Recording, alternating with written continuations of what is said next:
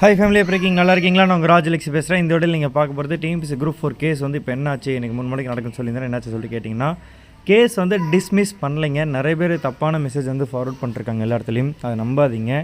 ஆக்சுவலாக என்ன நினச்சி சொல்லிட்டு நம்ம அந்த பெட்டிஷனர்கிட்டே கேட்டேன், பூபதி ராஜா அவர்கிட்ட கேட்டதுக்கு என்ன சொல்லியிருக்காங்கன்னா, இன்றைக்கி கேஸ் ஸ்டார்ட் பண்ணாங்க, இந்த இன்ஃபர்மேஷன் போச்சு. இப்போதைக்கு அவங்க வந்து ஜூன் 9 எக்ஸாம்னு சொன்னதால் ஜஸ்ட்டு ரீஓப்பன் டேயில் பார்த்துக்கலான்னு சொல்லியிருக்காங்க. ரீஓப்பன் டேன்றது ஒரு ஜூன் 3க்கு அப்புறம் தான், ஓகேங்களா? இப்போ இவங்க வந்து இன்றைக்கி ஈவினிங்குள்ளே வந்து நம்மளுடைய லாயர்கிட்ட வந்து பேசிவிட்டு அவங்க என்ன சொல்லுவாங்கன்னா, நெக்ஸ்ட்டு வேறு என்ன பண்ணலாம், அர்ஜென்ட் கேஸை வச்சு மூவ் பண்ண முடியுமா, அதுக்கு வேறு ஜட்ஜ் இருப்பாங்க, 2 ஜட்ஜஸ் இருப்பாங்க, ஓகேங்களா? ஸோ அந்த டைமில் வச்சு கேட்டு பண்ண முடியுமான்னு சொல்லிட்டு உங்களுக்கு அப்டேட் பண்ணுறேன்னு சொல்லியிருக்காங்க நம்ம குரூப்பில், ஓகேங்களா?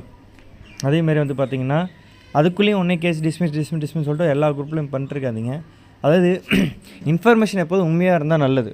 ஒரு பொய்யான இன்ஃபர்மேஷனை சொல்கிறது எனக்குவே தப்பு. அதனால் புரிஞ்சுக்கோங்க, யாராக இருந்தாலும் சரி.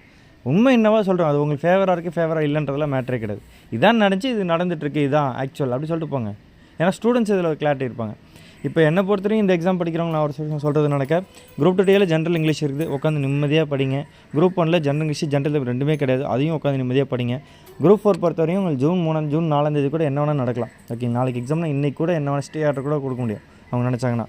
ஸோ அதனால் அதையே இப்பயே போட்டு உட்காந்து கன்ஃபியூஸ் பண்ணிக்கிட்டு ரொம்ப இது பண்ணிருக்கணும். ஜிஎஸ்ஸும் மேக்ஸ் உட்காந்து படிங்க, ஓகேங்களா?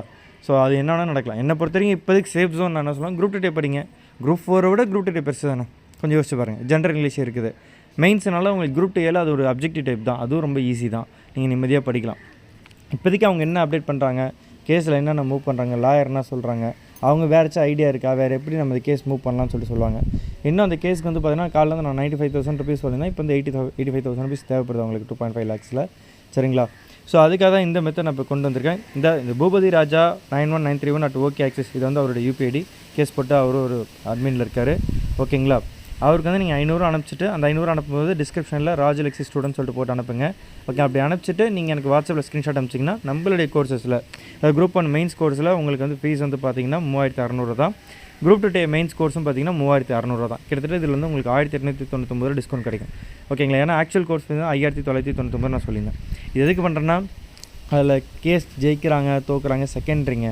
ஒருத்தன் இவ்வளோ கஷ்டப்பட்டு இறங்கி நடக்கிறாங்கல்ல, இவ்வளோ விஷயத்தை ட்ரை பண்ணி ஹார்ட் ஒர்க் பண்ணுறாங்கல்ல, ஓகேங்களா? ஸோ கண்டிப்பாக இதில் வந்து நான் இது ஜென்ரலாக கேட்குறேன், எதுக்கு இங்கிலீஷ் மீடியம் வந்து இதில் வைக்காமல் இருக்கீங்க? நான் இப்போ தமிழ்நாடு ஃபுல்லாக தமிழ் மீடியமும் இருக்காங்க, இங்கிலீஷ் மீடியம் இருக்காங்க, இன்னும் அதர் மீடியம்ஸ்லாம் இருக்காங்க. ஆனால் காமனாக அதிகமாக இருக்கிறது யார்? இங்கிலீஷ் மீடியம் தமிழ் மீடியம் தானே.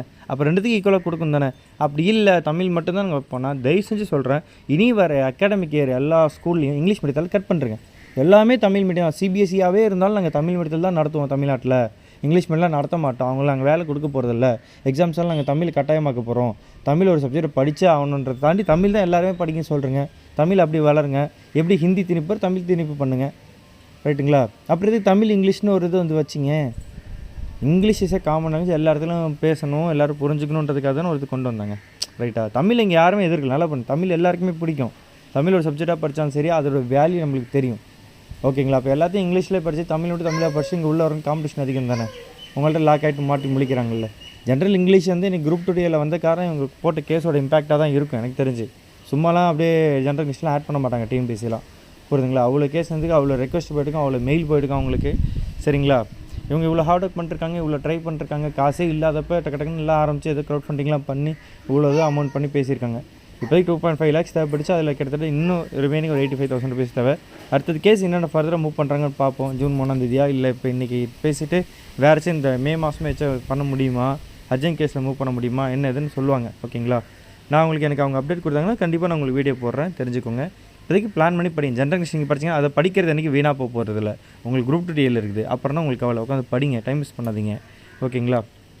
குரூப் 4 இப்போ கேன்சல் ஆகுமா ஆகாதான் கேட்டிங்கன்னா அதுக்கு சான்ஸ் எல்லாமே இருக்குது. ஸ்டே ஆர்டரும் பண்ண முடியும், இல்லை டிஎன்பிஎஸ்சி எக்ஸாம் நடத்தவும் முடியும், இல்லை இப்போ நடத்திட்டு அடுத்த எக்ஸாமுக்கு ஜெனரல் ஸ்டார்ட் பண்ணவும் முடியும். நிறைய பாசிபிலிட்டிஸ் இருக்குது. பட் எதாக இருந்தாலும் லாயர் அவங்க கையில் தான் இருக்குது. அவங்கள்ட்ட பேசிவிட்டு அவங்க என்ன சொல்கிறாங்க கேட்டுட்டு அதுக்கப்புறம் உங்களுக்கு அப்டேட் பண்ணுறேன், ஓகேவா? Bye family, take care, all the best. இது ரிலேட்டடாக உங்களுக்கு வேணுனாக்கா நீங்கள் அந்த ஜெனரல் அந்த குரூப்பில் போய் நீங்கள் பார்க்கலாம். கீழே டிஸ்கிரிப்ஷனில் கொடுக்குறேன், போய் பாருங்கள், ஓகேவா? Bye family.